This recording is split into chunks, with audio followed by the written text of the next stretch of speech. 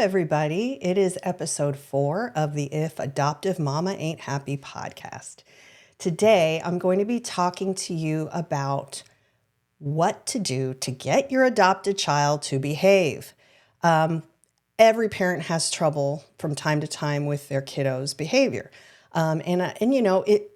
Adopted kids have special needs, and their behaviors may be due to several different factors that you may not have thought of. I mean, maybe you have, but the average person doesn't really know that adopted kiddos struggle with certain things. For example, they were separated from their biological mother at birth. That is traumatic.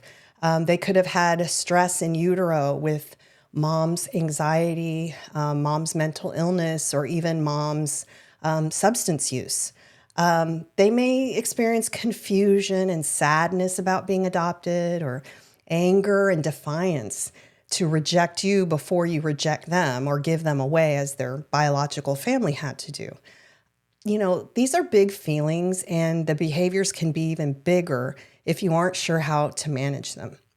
My tip that works is to write it down. Crystal clear behavioral expectations are necessary to help your children know what you require of them and give them concrete structure they can see and you can refer to when necessary. Here are some simple steps to get you started. Step 1, have a family meeting. To make sure you, dad, and all the kids are on the same page, have a family meeting to come up with the behavioral expectations together. If the kids are able to contribute, they will have more buy-in and be more likely to follow them. Step 2, once everyone is sitting down, use a poster board and a big black marker to come up with 3 to 5 behavioral expectations. Now, 3 would be good for very young kids, and you wouldn't want to have any more than 5 for older kids. And for kiddos that can't read yet, you can draw pictures to show them what each expectation is. Some suggestions of expectations would be, number 1, say please and thank you. Number 2, speak with respect. Number 3, keep feet and hands to yourself. 4, clean up after yourself. And 5, follow instructions without arguing. Every family's expectations are going to look differently depending on what you want and what your kids contribute to the meeting or to the expectations. Now, step 3, this is the fun part. Role play the wrong and right ways to follow the expectations. Your kids will have a blast watching the adults do the opposite of what the behavioral expectations are. And they'll be able to practice correct behaviors with your guidance. Discuss what they will earn by following the expectations, such as iPad time, TV, video games, dessert, playing with friends, etc. Discuss that they will lose these privileges if the behavior expectations are not met. Step 4, post the poster in a place where everyone in the family can see it and refer to it every time an expectation is not met. For example, Billy, you hit your sister. You broke expectation number 3. What should you have done instead? What should your consequence be? I've decided you will have to get off the iPad now until you have apologized to your sister and had time to think about what you chose to do. So that's a good example of how to talk about the consequence, how to issue a consequence. Number 5, review and practice daily. Make it a family routine to read the poster together and share example of what each expectation looks and sounds like. So for example, if we have the first expectation, say please and thank you, I want you to practice with the kids. Hey, Jill, what do you say when you ask mom for a treat? I say, may I have a treat, please, mommy? Correct.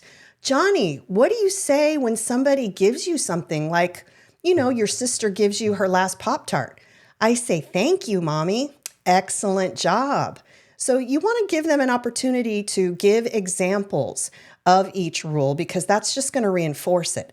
And I know it may seem really monotonous, but kids need repetition to learn. They need it over and over and over again. And you and your husband may be completely annoyed with how many times you have to do it. But if you really want them to get it, internalize the expectations and apply them, you need to repeat them often. And that's why I suggest doing this every day as a family. And you can make it fun. Here's a key though. In order for this to work, you have to give it a good shot by being consistent. Stick with it, even if it doesn't seem to be working right away. When it becomes a routine, it will be easier for everyone. By the way, this is a tough part, okay? When kids are asked to change a behavior, they may experience something we call an extinction burst. This is just fancy language for it may get a lot harder before it gets easier, or their behaviors are going to ramp up before they get better. So they're going to test you. They're going to test to see, are they really going to stick with these consequences? Are they really going to make sure I follow these expectations? Listen, they may kick, scream, defy the new behavior to see if you're really going to stick to those consequences you came up with as a family. If they don't see you break, they will eventually realize that you're not playing around, and they will eventually change their behavior. But again, it often looks a lot worse. It looks like, oh my gosh, all this stuff we're not doing, it's not working. No, if there's an extinction burst and they start testing you and start flipping out, that means it is working, and they just have to see you stick to your guns. So they will eventually see that, hey, that doesn't work anymore, so I'm going to go ahead and follow the expectations. So I'm going to give you a great example. This is a great metaphor to illustrate this, okay? So you know when you put money in a vending machine, and let's say it's a candy bar, and the candy bar doesn't drop, it's just dangling there. What do you usually do at that point? You may shake the machine, you may kick the machine, you may actually curse the machine. And what would happen if that worked? Let's say you did all that and the candy bar drops. You got your candy bar. What are you more likely to do the next time that happens? Oh, you're probably going to shake and kick and curse the machine again because it worked the first time. Why wouldn't it work again? But now I want you to think of it this way.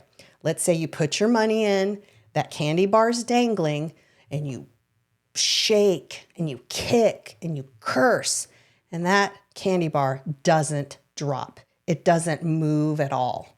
Are you likely to continue looking like a crazed maniac attacking the machine? Probably not, because it didn't work, and it probably won't work in the future. So what I want you to do is I want you to hang in there, okay? I want you to see that your kids need to see that you're not going to drop. Don't drop the treat. No matter what your child does to shake you, don't drop the treat. Well, I hope that was helpful, and that's it for today's episode for busy adoptive mamas like you. Remember that you can connect with me you can connect with me by emailing me at ligia@faithful-futures.com. You can also email me your adoptive parenting questions that I will answer here on the podcast. That email address again is ligia@faithful-futures.com.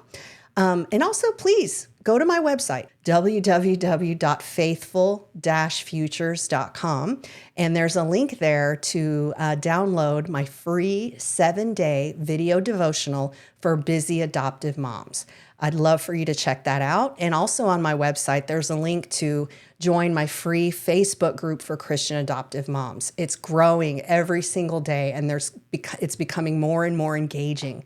And there's been a lot of just fun and a lot of sharing and a lot of support. And I would really love it if you could be a part of that. Also, I am going to ask you for a favor. If you enjoyed this episode and you've enjoyed the previous episodes, I would love it if you would leave me a positive review on Apple Podcasts. It would mean the world to me to know that you're enjoying the show. So thank you so much for giving me your time, and I look forward to seeing you in the next episode. By the way, thank you for obeying the call to adopt. Jesus loves you, and so do I.